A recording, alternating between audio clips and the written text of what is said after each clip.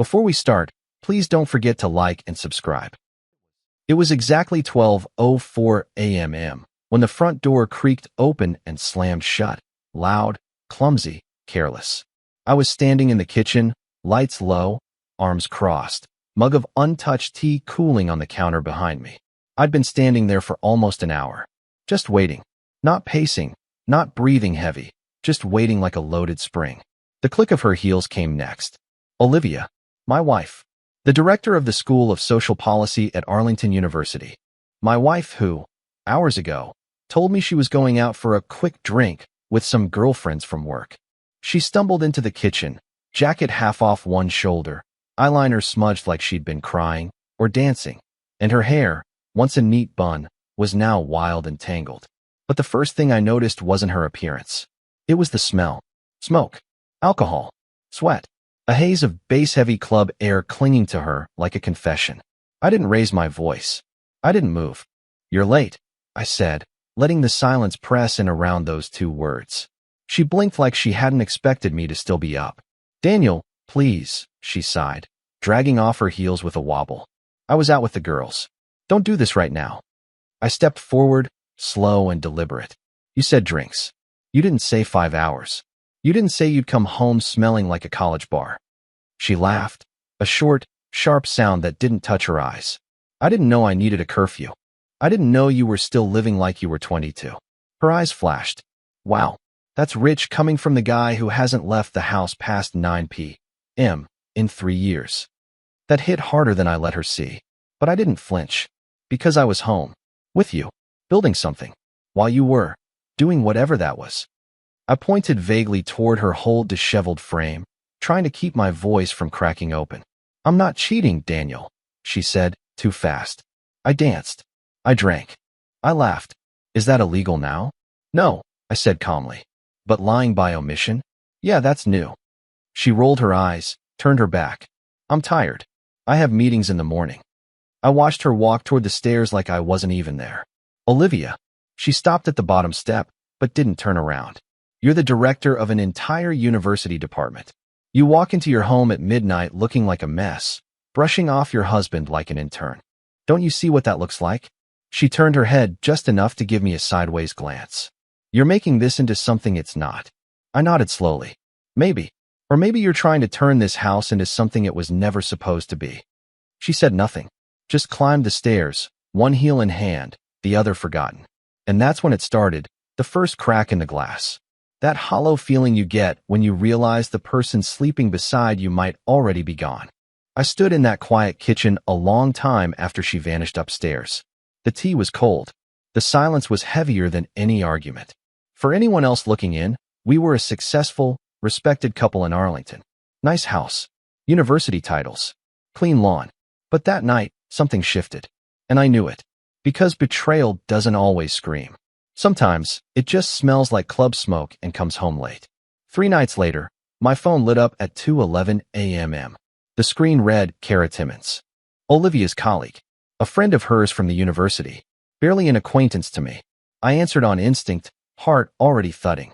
"Daniel, I'm so sorry to call this late," Kara stammered, her voice tight with nerves. "But she's not okay. She's at Club 5 on 11th. She's a little, she had too much. I tried to put her in an Uber, but she's being difficult." I sat up straight in bed, rubbing my eyes. "Where exactly is she? Is she safe?" "She's laughing and dancing, if that counts. I just didn't want to leave her alone. She said she's fine, but, Daniel, can you come get her?" I didn't hesitate. Club 5 was loud, even from the outside. Blue lights pulsing through the tinted windows, a line of 20-somethings snaking down the sidewalk, most of them looking like they'd never met a morning meeting in their lives. I spotted Kara first, standing near the bouncer, clutching her phone and pacing. "She's inside," she said the second I stepped out of my car. "Daniel, I didn't know she'd get like this." She was already 2 drinks in when I showed up. "I'll handle it," I said, already moving past her. Inside was chaos, body heat, spilled drinks, a blur of strobe lights, and booming bass. It took me less than 2 minutes to find her. There she was, in a red dress I'd never seen before, laughing, twirling, her head thrown back in carefree abandon. A man's hand on her waist. Not inappropriate. Not yet, but far too familiar. I didn't cause a scene. I didn't even flinch. "Olivia," I said quietly when I stepped beside her. She turned, squinting like she couldn't quite place me. "Oh, look who it is," she sang. "Professor Daniel with the Midnight Rescue Mission. Come on, let's go," I said firmly. She grinned lazily, pressed a hand to my chest. "I'm not ready to go home yet. You're going. Now." She looked at me, really looked, and then something shifted in her expression. A flicker of guilt. She turned and gave a vague wave to her group, then followed me out without another word. The silence in the car was deafening. I waited until we hit the highway before speaking. "You're the director of an academic department, Olivia. A leader. Do you understand what it looks like to be drunk in public with your students watching?" "Oh, stop," she groaned, leaning her head against the window. "You think I embarrassed you? This isn't about embarrassment. This is about recklessness." She turned to me, laughing bitterly. "You think because I run a department, I'm not allowed to be a person? God, Daniel, I spend all day being polished and professional. Sometimes I need to blow off steam. Sorry if that offends your image of me." "I'm not offended," I said quietly. "I'm concerned. About you. About us." "Oh, come on," she muttered. "Not everything is a crisis." I went out. I had fun. I got a little drunk. End of story. "Not end of story," I replied. "This is the second time in less than a week you've come home like this." She rolled her eyes. "So what? Now you're counting? Are you keeping a file? Should I sign in and out like I'm in a dorm?" I gripped the wheel tighter, jaw locked. "I just want to understand what's going on with you." "What's going on?" she snapped, sitting up straighter, "is I'm tired. Tired of carrying everything. Tired of being the one people expect to have it all together. Sometimes I just want to disappear into noise and music and forget who I am for a few hours. That's not the Olivia I married." "No," she said, staring out the window again. That Olivia would have cracked by now. The rest of the drive passed in silence. No music. No more words. Just the sound of tires slicing through cold asphalt and the ticking clock on the dash. When we pulled into the driveway, she didn't wait for me. She got out, heels in hand, and walked barefoot up the steps without looking back. I sat there a few more minutes, staring at the closed front door. Something had shifted. Not just in her, but in me. This wasn't a phase. This wasn't stress. This was a woman pulling away from her life, and not caring who noticed. And I wasn't going to be the husband who begged. I'd be the one who watched. And when the truth finally surfaced, I'd already be ready. The smell of Colombian roast drifted through the kitchen like a peace offering the next morning. I stood by the island counter, 2 mugs already poured. I'd even warmed up the blueberry muffins she liked, store-bought, but she never minded. Olivia came down late, moving slower than usual. Still in her robe, no makeup, hair in a loose knot. She looked tired, like the weight of last night had started to catch up to her. I slid a mug her way. "Coffee. Strong."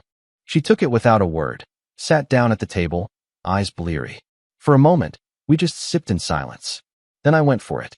"I've been thinking," I said gently. "Maybe we should talk to someone." Her eyes narrowed. "Someone? A therapist? Just a few sessions." She exhaled sharply, like I'd said something offensive. "You think I'm broken now?" "No. I think we're disconnected. And I want to fix it." She shook her head, leaning back in her chair. "You want to fix me, Daniel. That's the difference." "That's not what I said." "It's what you meant," she snapped. "You always do this, try to manage things like a project. You see me going through something, and instead of listening, you schedule a solution." "Olivia, come on." "No," she said, voice rising. "Don't, Olivia, come on me. You want a wife who smiles, who keeps the house clean, who comes home by 10 and never raises her voice. But guess what? I'm not your assistant, and I'm done being your little trophy for faculty dinners." I stared at her, the sting sharp and deep. "Is that how you see me?" She stood up abruptly, coffee untouched. "I'm going to the gym." She wasn't.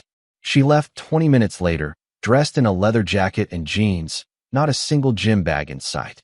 And I followed. I stayed 2 cars behind, careful at every stoplight. She never looked in the mirror. She was too confident I wouldn't follow her. But I did. Club 5 again. On a Monday. I parked a block away and waited 10 minutes before going in. It was quieter than the weekend rush, but the music still pulsed, and the lights still cut through the dark like electric veins. I spotted her near the bar, laughing, flirting, dancing, and the guy with her? He was younger, Too young. Tall. Curly brown hair. Wearing a university hoodie. My stomach turned to stone. I knew that face. Joshua Lehrman. Political science undergrad. Bright kid. She'd mentioned him once at dinner months ago, praised his potential. Now he had his hand on her waist. I didn't confront them. Didn't call out. Didn't breathe. I pulled out my phone, hit record, and kept my distance. They danced close. She leaned in, whispered something. He smiled. That was enough. I slipped out quietly, unnoticed. Back in my car, I stared at the screen. 30 seconds of footage. Just enough. Not to shame her, but to confirm the truth I already felt in my bones. This wasn't about blowing off steam. This wasn't stress. This was betrayal, with a name and a student ID. It was just past midnight when I sat alone in my study, the only light coming from the desk lamp and the glow of my phone. The house was quiet. Too quiet. Olivia hadn't come home. I replayed the video once. Then again. I didn't need to. I already knew what it showed. Not a mistake. Not confusion. Confidence. Comfort. Familiarity. I set the phone down and pressed my fingers to my temples. Out there, in a crowded club, she hadn't just crossed a line, she'd erased it. With a student. With witnesses. With zero concern for the life we shared or the reputation she guarded so fiercely during daylight hours. I wasn't angry yet. I was clear. I opened our message thread. Me, where are you? 3 dots appeared almost instantly. Olivia, out. Why? I stared at the screen, letting the calm settle before answering. Me, it's after midnight. A pause this time. Longer. Olivia and... I exhaled slowly. Me, we need to talk. Her reply came sharp and careless. Olivia, about what? You following me now too? My jaw tightened. Me, come home. Another pause. Then, Olivia, honestly, Daniel, if you don't like how I live my life, maybe we should just divorce. I felt something click into place, like a lock finally turning. No denial. No apology. No fear. Just a threat she clearly thought still worked. I picked up the phone, thumb hovering. Me, you're sure you want to say that? Seconds passed. Then, Olivia, I'm tired of being interrogated. I won't be controlled. Controlled. I looked around the study, the bookshelves I built, the framed photos from conferences we attended together, the awards she'd insisted we hang where guests could see them. Control had never been the issue. Me, I asked where you were. That's it. She replied with a laughing emoji. That's when I knew. I didn't type another word. I didn't argue. I didn't plead. I attached the video. 30 seconds. No caption. Just truth. The delivered checkmark appeared. Then nothing. 1 minute passed. 2. My phone rang. I didn't answer. It rang again. And again. Finally, a message came through. Olivia, where did you get that? I waited. Olivia, Daniel, this is nothing. You're overreacting. I leaned back in my chair, feeling oddly steady. Me, that's a student. From your department. No response. Then, Olivia, delete it. Now. I almost smiled. Me, no. The typing bubble appeared. Disappeared. Appeared again. Olivia, you're trying to ruin me. I stood up, walked to the window, and looked out at the dark street. Me, you did that yourself. Another call. I let it ring out. The silence afterward felt different than before. Not heavy. Clean. For the first time in weeks, I wasn't guessing anymore. The marriage wasn't slipping away. It had already ended. And I would walk out of it without raising my voice. Only with the truth in my pocket. The front door slammed open so hard it rattled the frame. I didn't flinch. I was still in my study, seated, calm, the phone face down on the desk beside me. Olivia's heels clicked down the hallway with the desperation of someone who'd just realized she couldn't undo what she'd already set in motion. She burst through the doorway, chest heaving, eyes wild. Her hair was windblown, her lipstick faded, and her voice cracked the moment she spoke. Daniel, please, delete that video. I said nothing. She took a shaky step forward. You don't understand. That could destroy everything. If someone else sees it, if the board, I didn't send it to the board, I said, meeting her eyes. Yet. She stopped. Her breath caught. Then she dropped her bag and walked closer, hands shaking. You can't do this to me. I didn't record it for revenge, I said evenly. I recorded it to wake up. And it worked. She blinked fast. It's not what it looked like. He's just a student I mentor. He needed help, and we had a few drinks, and I got carried away. You danced with him. I was drinking. You flirted. I didn't mean he touched you. She froze. I stood up slowly. You crossed a line, Olivia. Not just as my wife. As a department director. That boy reports to you. She opened her mouth. Closed it. Then, suddenly, she sank to the floor. Not dramatic. Not fake. Her legs gave out. She knelt on the rug in front of me, staring at my shoes like they might hold the answer. I made a mistake, she whispered. No, I replied. You made a choice. Her hands clutched the hem of my sweater like she was holding onto the last thread of her dignity. I don't want this to end like this. Please, we can fix this. I'll quit drinking. I'll cut off contact. I'll resign if you want. Just give me a chance. I'm not asking you to resign, I said. I'm asking you to let go. Her head snapped up. Let go. I want a divorce, I said clearly. No drama. No public fallout. No drawn-out court battles. Just clean and fast. She shook her head, tears springing to her eyes. Daniel, no. We can go to therapy. I'll do it this time. I swear. Just delete the video and let me prove I can change. I already gave you that chance, I said, and you laughed in my face. You said, let's divorce, like it meant nothing. I didn't mean it, she whispered, her voice breaking. I did, I said. The room fell still. The woman kneeling in front of me wasn't the Olivia who used to command lecture halls and faculty meetings with sharp wit and power heels. This was someone lost, desperate, and somehow, even as I looked down at her, I didn't feel triumph. I felt freedom. She swallowed hard. What do you want from me? A lawyer, I said simply. That's it. Her voice dropped to a hush. And the video? It stays with me. If you try to fight me, if you drag this out or go public, I use it. She nodded slowly, tears slipping down her cheeks. I walked past her, out of the study, and into the kitchen. The tea from earlier was still there. Cold. I dumped it and started boiling water for a fresh cup. Behind me, I heard her get up. Her footsteps were softer now. Defeated. I'll call someone in the morning, she said quietly from the doorway. I didn't look back. Thank you, she added, for not ruining me. I finally turned around. I'm not interested in ruining you, Olivia. I just don't want to be ruined by you. She gave a broken nod, then walked upstairs without another word. That night, I slept on the guest bed. Alone. The room was cold, but my mind was finally quiet. No wondering. No waiting. Just peace. 6 months later, I traded glass walls and silence for sunlight and the smell of oil paint. Alexandria was slower. Softer. My apartment sat above a bakery, and every morning smelled like fresh sourdough and burnt espresso. I didn't mind the noise, the clatter of deliveries, or kids on skateboards. I welcomed it. It reminded me I was somewhere new. But what truly made it different was Elise. I met her at a local art fair. She was selling small canvas prints, sitting barefoot on a folding chair, smudges of paint across her knuckles. She wasn't loud or flashy. She didn't try to sell me anything. In fact, she barely noticed I was standing there until I cleared my throat twice. Sorry, she said with a grin. I was trying to figure out if I hated this one or just mildly regretted it. I looked down at the canvas. Looks like regret with a nice frame. That made her laugh, really laugh. And it was warm. Uncomplicated. We got coffee 2 days later. Then dinner. Then a walk along the Potomac that felt more honest than most of my marriage. Now, Elise spends most of her mornings at the little studio she's set up in the back room. The walls are splattered with color, and every corner holds a different mood. Hope, frustration, joy, even a little chaos.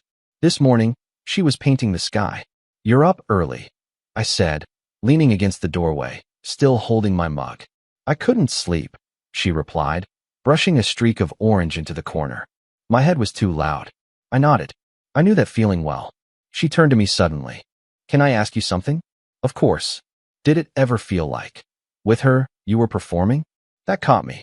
Not because she was wrong, but because I hadn't said it out loud before. I sat down on the edge of the window seat. All the time, like I was a well-rehearsed version of myself. Polite, helpful, predictable. She liked me better that way. Elise didn't speak right away.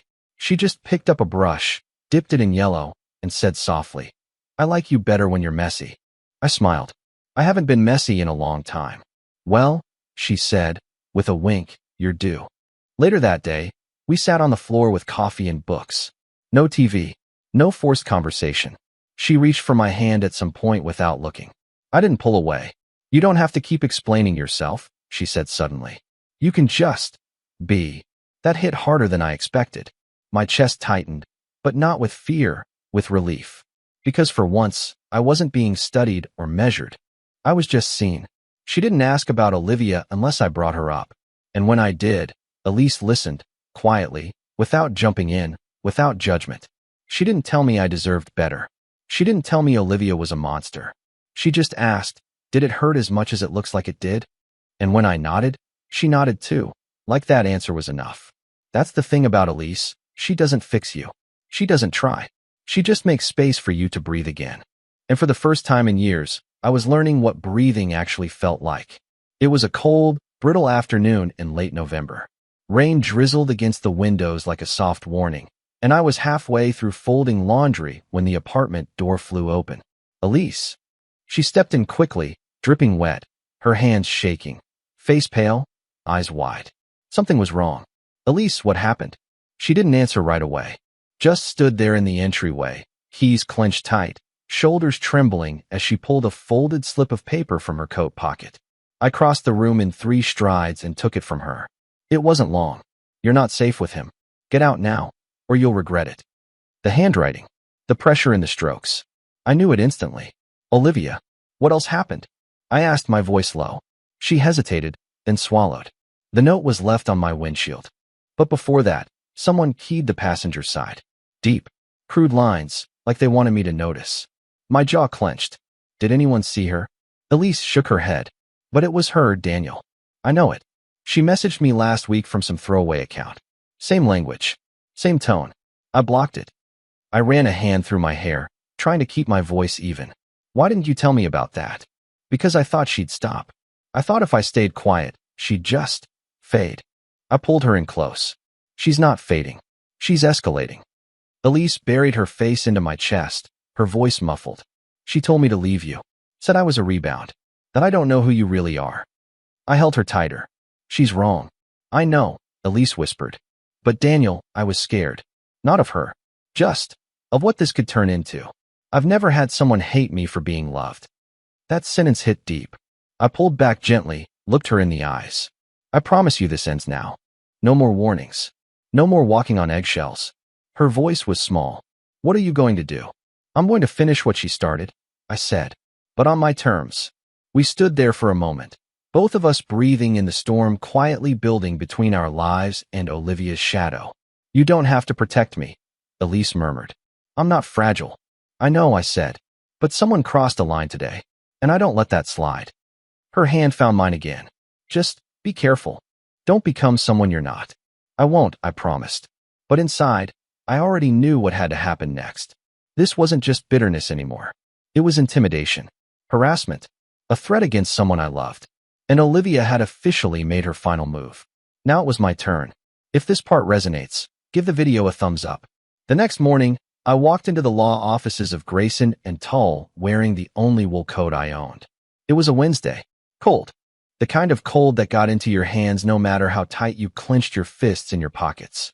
The receptionist looked up as I stepped inside. Mr. Langston? Yes. Mr. Garvey will see you now. Upstairs, the office smelled like polished wood and old carpet. The legal kind of silence. A man in his late 50s stood as I entered, slick gray hair, thin glasses, a face that had seen decades of lies and billable hours. Daniel Langston, he said, offering a hand. Been briefed on your case. Have a seat. I passed him the flash drive. This is it, he asked. Video from 6 months ago. Shot by me, in public. Clear view of her, Olivia Langston, dancing with a student from her department. He inserted the drive into his laptop. We both watched in silence. I kept my eyes on him, not the screen. I'd seen it enough times to know every frame by heart. After it ended, he exhaled slowly. Closed the lid. This is career ending. You're aware of that? I am. She's still employed, correct? Yes. And you want to file this anonymously with the university board? No. I looked him square in the eyes. My name goes on it. No backdoor leaks. No hidden games. I want this clean. He studied me for a second. That's rare. This isn't revenge, I said. It's about accountability. You understand this may ruin her professionally. Full investigation. Likely resignation. Possibly blacklisted from other universities. I'm not asking for punishment, I said. I'm asking for truth. If I'd done what she did, you and I both know the fallout would have been immediate. He nodded. You're right. I reached into my coat pocket and slid a manila folder across the table. Witness names. Club employees who remember her. I spoke to one. He's willing to confirm the student's frequent presence. Garvey opened it, flipped through. You've done your homework. I've had time. He sat back in his chair, lacing his fingers. I'll file everything today. The board will take this seriously. Prepare yourself for questions, possibly even a deposition. They may reach out. I nodded. I'm ready. He passed me a single page. Then sign here to authorize the release under your name. I picked up the pen without hesitation. No tremble. No pause. Signature, Daniel Langston. When I stood, Garvey rose too. You may never see the result directly, he said. But it'll come. That I promise. I don't need a headline, I replied. I just need to sleep without checking the locks twice. I left without another word. Outside, the sky was flat and gray. Snow flurries danced in circles down the street. I zipped my coat, slid my hands into my pockets, and started walking. And with each step through the cold, my body felt a little lighter. Not because I'd struck back, but because I'd finally stepped forward. 2 days after the submission, I heard the knock. Not a polite knock. Not casual. It was urgent, uneven, like someone who wasn't sure if they had the right to be there, but couldn't stop themselves anyway. I opened the door to find Olivia on the other side. She looked nothing like the woman who used to command rooms with a raised brow and a clipboard. Her eyes were bloodshot. Her coat hung loose over her frame. Makeup smeared along the edges like she'd cried and tried to fix it, then gave up halfway through. Her breath puffed in quick, white clouds into the cold December air. Elise isn't here, I said quietly. I'm not here for her, Olivia murmured, her voice brittle. I'm here for you. I didn't move, didn't open the door any wider. You shouldn't have come. I know, she said, and that one word cracked. For a long second, neither of us said anything. Then she wrapped her arms around herself and took a step forward, barely crossing the threshold. I got the call from the university board this morning, she said. They've launched a formal inquiry. Asked me about Josh, about the club, about everything. I watched her eyes, not the words. I wanted to know if she'd come to fight or to confess. I didn't lie, she added. I told them the truth. Most of it. I stayed silent. They said they have a video, she whispered. That someone submitted it officially with their name attached. You didn't even try to hide it, did you? No. She looked down. You could have buried me anonymously, but you wanted me to see your name on the end of it. No, I said evenly. I just wanted the truth to stop hiding behind closed doors.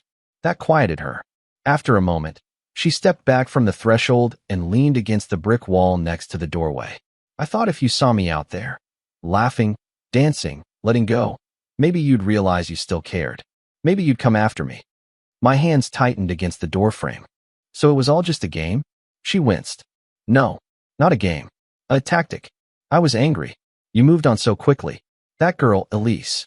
She doesn't have your past, your history. I thought, if I could make you feel what I felt, you'd come back. But I didn't leave, Olivia, I said. You did. Long before I met Elise. She blinked fast, tears welling again. I didn't know how far I'd fall until I'd already jumped. And now I've lost everything. The board is reviewing my position. Josh hasn't returned any of my messages, probably terrified I've ruined his future. My colleagues don't even look me in the eye. And Daniel. Her voice cracked, and for the first time, her knees buckled just slightly. Not dramatic. Not staged. Real.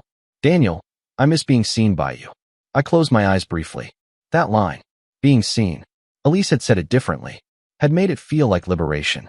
But from Olivia, it sounded like a withdrawal slip. One last try at an emotional deposit. I opened my eyes. I don't hate you, I said. She looked up quickly, stunned. I don't. I wanted to for a while. But what I feel now is hope. Hope that this pain becomes the start of something better for you. Her lips trembled. Do you still love me? I didn't flinch. I love the version of you that used to fight for us. I haven't seen her in a long time. A single sob escaped her lips. I'm not coming back, I said gently. And this isn't something you can fix by falling apart in front of me. She wiped at her cheeks, makeup streaking further. So that's it. I nodded. That's it. She took a step back. Her eyes met mine one last time. Tell her she's lucky, she said softly. Elise, tell her to take care of you. She already does. I didn't slam the door. I didn't shout. I didn't feel the rush of vengeance or satisfaction. I just closed it slowly, carefully, and let the lock slide into place. On the other side, I heard her steps retreat. Not running, just walking away, quieter than when she came. And in that silence, I exhaled something I didn't even know I'd been holding. It was over. For real this time. Not with rage. Not with fire. Just with the quiet sound of a door clicking shut and not reopening. The room was glowing gold. It was one of those New Year's Eve gatherings that felt more like a living room concert than a party. String lights looped across the ceiling, champagne flutes resting on every surface, a record player humming soft jazz somewhere in the background. I was leaning against a bookshelf, half listening to a guy in glasses explain why he hated resolutions, when Elise slipped beside me. Her hand slid into mine naturally, like we'd done it 1,000 times before. You okay? She asked, her voice low but warm. I nodded. Yeah, just watching the clock. Waiting for the fireworks or the year to end? Both, I said with a small smile. We sipped our drinks and let the background noise fade into a pleasant hum. Elise wore a deep green dress, hair tucked behind one ear, paint still faintly visible on her fingertips. That detail always made me smile, like she was never not herself, even when dressed up. As the host passed by offering more bubbly, I overheard a conversation behind me, half a sentence that stopped me in place. Yeah, she left the university. Word is, she's in Spain now or something. I turned my head slightly. Two of Olivia's former colleagues were talking by the fireplace. One of them noticed me and gave a quick, awkward nod. Daniel, she said, didn't realize you were here. Small world. It is, I replied calm. The other woman cleared her throat. Just talking about. Well, you probably heard. I let the silence hang for a beat. Olivia. Both nodded. She resigned last week, one said. Technically not fired, but everyone knows what happened. The board made it clear, leave quietly or face public review. And Spain? I asked. Barcelona. Sabbatical. Or escape, depending on who you ask. They chuckled nervously, unsure of how I'd take it. Thank you, I said simply, lifting my glass slightly in acknowledgement. And then I turned back toward Elise. She didn't ask what they said. She just watched me, steady as ever. I exhaled through my nose, slowly. She's gone. Elise didn't react with surprise. Just a gentle squeeze of my hand. Does it feel like closure? She asked. No, I said. It feels quiet. She smiled. That's better, isn't it? I looked at her, then around the room. At the warm light, the people laughing, the faint tick of the wall clock as midnight approached. Yeah, I said. It is. A cheer went up suddenly.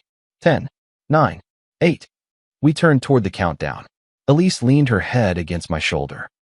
3, 2, 1. Happy New Year. The room erupted in noise, glasses clinking, couples kissing, someone blowing a party horn wildly off-key. I didn't say much, just turned to Elise, touched my glass to hers, and whispered, to peace. To starting from clean canvas, she said, her eyes soft and sure. We drank. And in that moment, I wasn't thinking about who Olivia used to be or what she'd become. I was thinking about the now, the warmth beside me, the space inside me that no longer ached. No more bleeding edges, just healed seams and a fresh page. The night air was crisp, and the moon hung low above the trees, casting silver over the path as Elise and I walked hand in hand through the quiet park. The party was still faintly echoing behind us, music and laughter trailing off like the final notes of a long song. That guy singing Sinatra at the piano, she said, laughing softly. He had no business hitting those notes. None, I said, chuckling. But he tried like his life depended on it. She nudged my arm playfully. I liked how you didn't even flinch when they dragged you into that toast circle. I'm getting better at not running. She glanced over at me. I noticed. We walked a little farther. The lake shimmered in the distance, still and dark. Then she stopped. Daniel, she said quietly. Thank you. For protecting what we have. For drawing the line when you needed to. I turned to face her. You didn't ask me to, I said. But I saw what was coming. And I knew I had to. She nodded, eyes searching mine. It means everything. I've never felt this safe. I held her gaze, but my mind wandered for a moment. To the night Olivia stumbled through the front door, laughter on her lips, smoke in her hair. That night was the first fracture, the first flicker of something I didn't want to believe. And now I stood here, changed, not hardened, but sure. I didn't fight Olivia, I said. I fought for peace. Elise leaned her head on my shoulder. We kept walking, the moon above us, the silence around us. And in that silence, a quiet truth settled in my chest like a final answer. Some men chase chaos. Others guard peace like a home worth defending. I chose the latter, and I wasn't looking back. That was the end of my story. I still wonder about one thing. When Olivia showed up at my door crying, do you think she truly regretted what she did, or was she just afraid of the fallout? Drop your thoughts in the comments. I'd really like to know what you think. And if this story hit you somewhere real, make sure to like the video and subscribe for more.